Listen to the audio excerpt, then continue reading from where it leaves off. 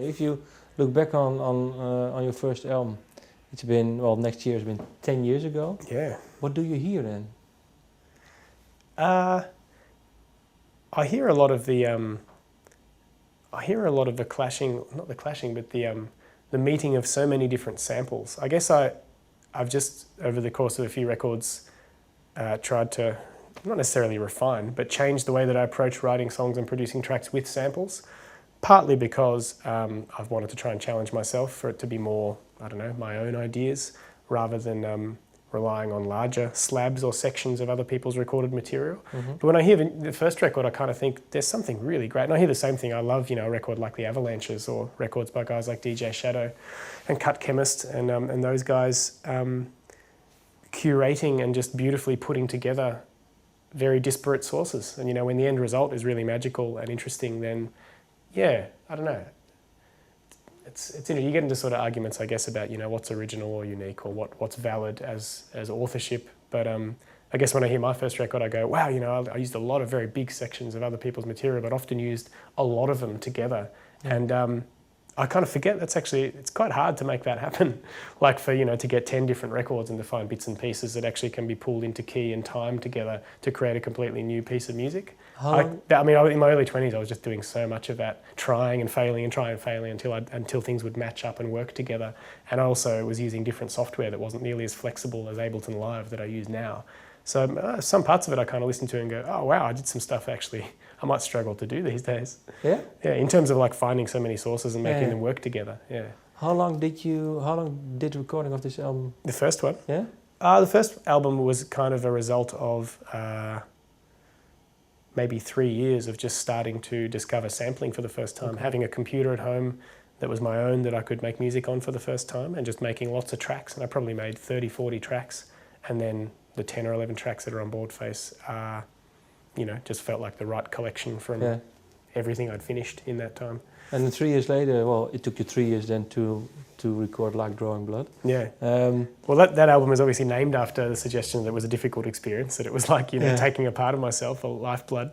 That was, I think, part of just being so busy. I was so busy with the basics every spare second in between just meeting ends meet, just working in libraries and doing data entry and just trying to pay the rent. Yeah.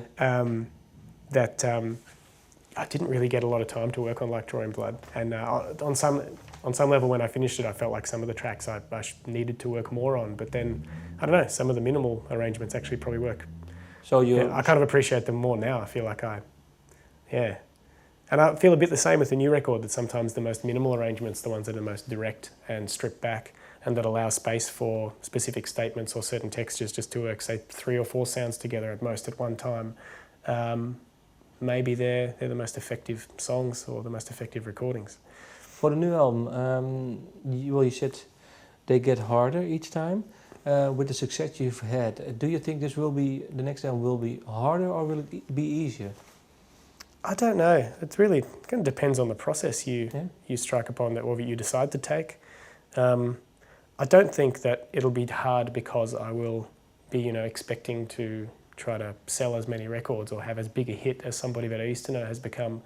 No, I think maybe if anything, the challenge will be to make a record that I think is really great, because I think there's good things I've made in the past and I'm proud of most of what I've done, but I still don't think I've made a really great sounding record. No? So I will keep aspiring to that. Will it be more minimal? Like you were saying, if you look back on like we've done now, did you say, well, those are the things that I like, maybe, well... That's it's definitely in my mind. I'd like it to be more performance-based. I'd like it to feel more like, you can hear me and a bunch of people in a room performing, even if I can still approach it using samples and electronic sounds, to find a way for those to feel like they're performed or like they're part of one space. It's very different than when something, it's hard for me to describe, I guess. Well, it's not really. It's just I want to kind of do something that sounds maybe a bit raw. Okay. Will you be doing stuff with the basics? I don't know yet. I don't know. We're all kind of doing different things. Chris is in Kenya, so he's half a world away, and he's doing amazing things with the Red Cross. We're putting out 2 compilations soon of older material, B-sides and rarities, and I hope we will play together again. Chris and Tim recently did a duo gig, and me and Tim did a duo gig in Melbourne, so we've done these, variations on the basics just recently. It was a lot of fun. So I'd love to play with Chris and Tim again. I sort of don't know what it means in terms of us getting together and writing stuff. Yeah.